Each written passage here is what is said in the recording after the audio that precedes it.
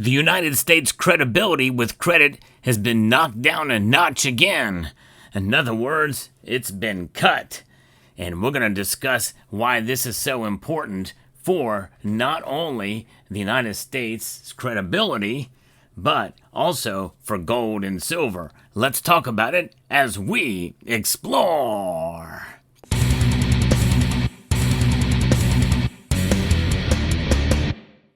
Knives are sharp. And you know, one thing is for sure, you shouldn't play with them. You should be very, very careful with them, especially if the blade's exposed. And the same thing goes for the most hubris, I think, nation in the world with regards to spending. And it's like a sharp dual-edged sword in this case. No matter how you slice it, it's going to have repercussions. And right now, the third institution has just downgraded the United States credit rating, citing growth in government debt. There you go, folks. And the Republicans are just as much, if not more so, to blame for this. And I hate to say that, but it is in fact a reality as they are in control. And it looks like this big, beautiful bill is one big, beautiful piece of garbage with regards to lowering our deficit spending and knocking down the debt. It's really a shame. It really is. The fact that we have to fight tooth and nail in the budget committee to make this thing work is absolutely an admonishment to logic, reason, and common sense. Moody's rating cut the United States sovereign credit rating down one notch to AA1 from AAA, which is the highest possible, citing the growing burden of financing the federal government's budget deficit and the rising cost of rolling over existing debt amid high interest rates. That's a problem, that's for sure. And you think about what's happening there, look at these two notes. I'm going to pull them out in a moment and look at this. There's two forms of money here. One is very bad money, and then you've got sound money, gold and silver. And the thing is gold and silver do not rely on credit ratings because they are not debt instruments. And this is why I accumulate them and I hold them. And it's good for you as well to find, if you're stacking, if you're just a pure stacker, you want to find the lowest prices possible. And you have to weigh that with customer service and the like. I always encourage you to make a relationship with your local coin shop. Anybody and everybody should be doing that. I don't care if you have to drive 50 miles. Find a local coin shop, get to know them. But also, when you're shopping online, you have more choices, and there's more choices nowadays. But Summit Metals, who's a channel sponsor, they have been known to have some of the lowest prices around. So check them out, Summit Metals. And they also just recently posted a video about how to dollar cost average. I'm going to post a link to that video down in the description below. So check out summitmetals.com. Now, in this piece here from CNBC, they're saying that there's this one-notch downgrade on our 21-notch rating scale reflects the increase over more than a decade in government debt and interest payment ratios levels that are significantly higher than similarly rated sovereigns. The rating agency said in this statement, the decision to lower the United States credit profile would be expected at the margin to lift the yield that investors demand in order to buy U.S. Treasury debt to reflect more risk and could dampen sentiment towards owning U.S. assets, including stocks. That said, all the major credit rating agencies continue to give the United States their second highest available rating. And so, on the surface, that may sound like, well, it's not too bad. It's one. But this is the third time it's happened. And the yield on the benchmark 10-year Treasury note climbed 3 basis points, and the after-hours trading at 4.48%. The iShares 20-plus year Treasury bond ETF, a proxy for longer-term debt prices, fell about 1% in after-hours trading. And the SPDR S&P 500, that tracks a benchmark index for U.S. stocks, dropped 0.4%. Now, Moody's have been a holdout in keeping the U.S. sovereign debt at the highest credit rating possible and brings the 116-year-old agency into line with its rivals. Standard & Poor's downgraded the U.S. to AA plus from AAA in August of 2011. And Fitch Ratings also cut the U.S. rating to AA plus from AAA in August of 2023. Successive U.S. administrations and Congress have failed to agree on measures to reverse the trend of large annual fiscal deficits and growing interest cost. Moody's analyst said in the statement, "We do not believe that material multi-year reductions in mandatory spending and deficits will result from current fiscal proposals under current situations."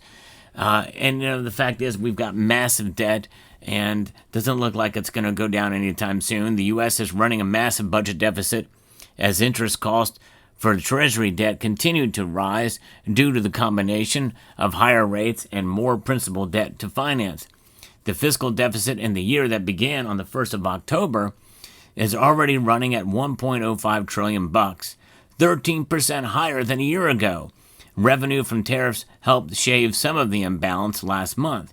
In a statement accompanying the downgrade, Moody's analysts wrote that if the 2017 Tax Cuts and Jobs Act is extended, which is our base case, it will add around $4 trillion to the federal fiscal primary, excluding interest payments deficit over the next decade. Of course, they did left out at current spending levels. That's the problem. It's not tax cuts, it's spending that's the problem. As a result, we expect federal deficits to widen, reaching nearly 9% of GDP by 2035, up from 6.4% just last year, driven mainly by increased payments on debt, rising entitlement spending, and relatively low revenue generation. And the Moody's downgrade came as a GOP-led House Budget Committee on Friday rejected a sweeping tax cut passage as part of President Donald Trump's economic agenda, including extending tax cuts first enacted in 2017. Treasuries are still dealing with the fundamental factor of less foreign demand for them and the growing size of the pile of debt that needs to be consistently refinanced is not going to change. And that just goes to show you, folks, that we are in a situation now where this is not going to make the case for the dollar's strength around the world. Now, it does not mean that the dollar is going to be knocked down too much compared to other currencies around the world, but nonetheless, there is sort of this hubris that the United States has. And as you can see here, this note is legal tender for all debts, public and private. And believe you me, there's a lot of public and private debt out there, no question about that. In fact, I did a video recently talking about that. When you look at the debt and here in the United States and around the world, is about $315 trillion. It's crazy. And what is the cause of this? It is really excessive spending on all fronts by everyone, government, private, and it doesn't matter, public, private, it's all really adding up. The difference is that the private debt, you can only do so much of that before you declare bankruptcy or you're tapped out, because you can't print money. The same thing with local governments, the state governments, and like only federal governments can print money. Only national governments around the world can do that. Local or provincial governments can't. And of course, they also get bailed out a lot by the federal government if they get into trouble. So they have that.